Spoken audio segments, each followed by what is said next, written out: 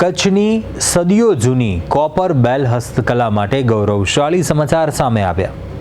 આ કલાને હવે જીઆઈ ટેગ મળતા તે આંતરરાષ્ટ્રીય સ્તરે ચમકશે। લોખંડના ભંગારમાંથી મધુર રણકાર પેદા કરતી આ કલાત્મક ઘંટડીઓ આજે અમેરિકા અને બ્રિટન જેવા દેશોમાં ડ્રોઈંગ રૂમની શોભા વધારી રહી છે। મુખ્યમંત્રી ભૂપેન્દ્ર પટેલના નેતૃત્વમાં સરકારના પ્રોત્સાહનથી સરહદી ગામડાઓની આ પરંપરા હવે વૈશ્વિક બ્રાન્ડ બની છે। જોઈએ આ અદ્ભુત કલા પર આ વિશેષ અહેવાલ। કચ્છના રણની ભૌગોલિક સુંદરતાની સાથે તેની હસ્તકલા પણ એટલી જ અનોખી છે, જેનું ઉત્તમ ઉદાહરણ જુરા ગામની કોપર બેલ કલા છે।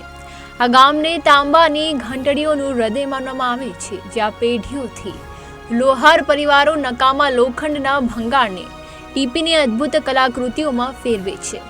આ કોઈ સામાન્ય પ્રક્રિયા નથી। કારીગરો સૌ પ્રથમ લોખંડને હથોડી વડે ટીપીને કોઈ પણ પ્રકારના વેલ્ડિંગ વગર ઘંટડીની બોડી અને કેપ તૈયાર કરે છે।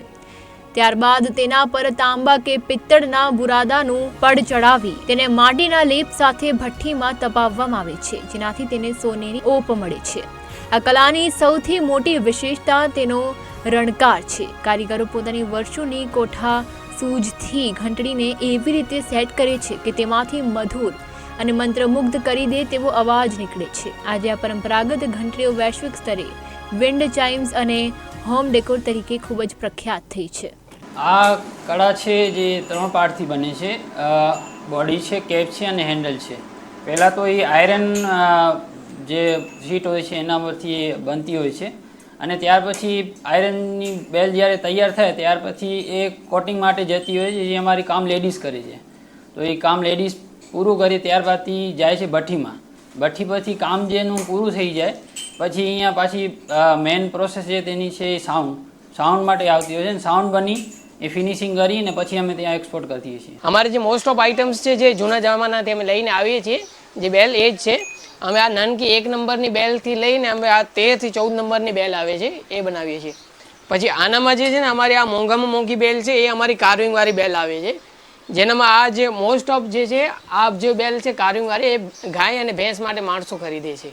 કચ્છના રણની રેતીમાં ગુંજતો આ અવાજ કોઈ સામાન્ય રણકાર નથી, પણ જુરા ગામના લોહાર પરિવારોની સદીઓ જૂની તપસ્યા છે। લોખંડના ભંગારમાંથી કલાત્મક ઘંટડીઓ બનાવવાની આ સફર અદ્ભુત છે। કોઈ પણ આધુનિક મશીન કે વેલ્ડિંગ વગર માત્ર હથોડાના ઘા અને કોઠાસૂઝથી તૈયાર થતી આ ઘંટડીઓ પર જ્યારે તાંબાનું પડ ચઢે છે ત્યારે તે સોના જેવી ઝળહળી ઉઠે છે। પણ આ કલાનો સાચો આત્મા તો તેનો મધુર અવાજ છે, જે આજે સરહદો ઓળંગીને 7 સમંદર પાર ગુંજી રહ્યો છે। અત્યારે જે અમારી જે કોપર બેલ જે કહેવાય છે, તો અત્યારે અમારી ગવર્મેન્ટનું જે અમુક સ્કીમો હતી, તો એ સ્કીમોમાં અમને અલગ અલગ ડિઝાઇનો મળી। ગારવી ગુજરી છે, પછી DCH છે, કે ઘણી બધી આપણી ગવર્મેન્ટની NGO છે, તો એમાં અમને બહુ સપોર્ટ મળ્યો કે એ અલગ અલગ ડિઝાઇનો અમને મળી। પછી ડિઝાઇનો બનાવીને હવે અમે આ બધું ઘર વપરાશ માટે એટલે ઘરમાં ડેકોરેટિવ આઇટમ માટે એવી વધુ આજે વપરાય છે। કચ્છની આ પ્રાચીન કલા માત્ર ગામડાઓ સુધી મર્યાદિત નથી રહી, પણ ગરવી ગુર્જરીના માધ્યમથી તેને વૈશ્વિક બજાર મળ્યું છે। રાજ્ય સરકારની પ્રોત્સાહક યોજનાઓ અને GI ટેગના રક્ષણને કારણે જુરાની આ ઘંટડીઓ હવે 500થી વધુ આધુનિક ડિઝાઇન્સમાં ઉપલબ્ધ છે। અમેરિકા અને યુરોપ જેવા દેશોમાં મોટા પાયે થતી નિકાસને કારણે સ્થાનિક કારીગરો આજે આર્થિક રીતે આત્મનિર્ભર બન્યા છે।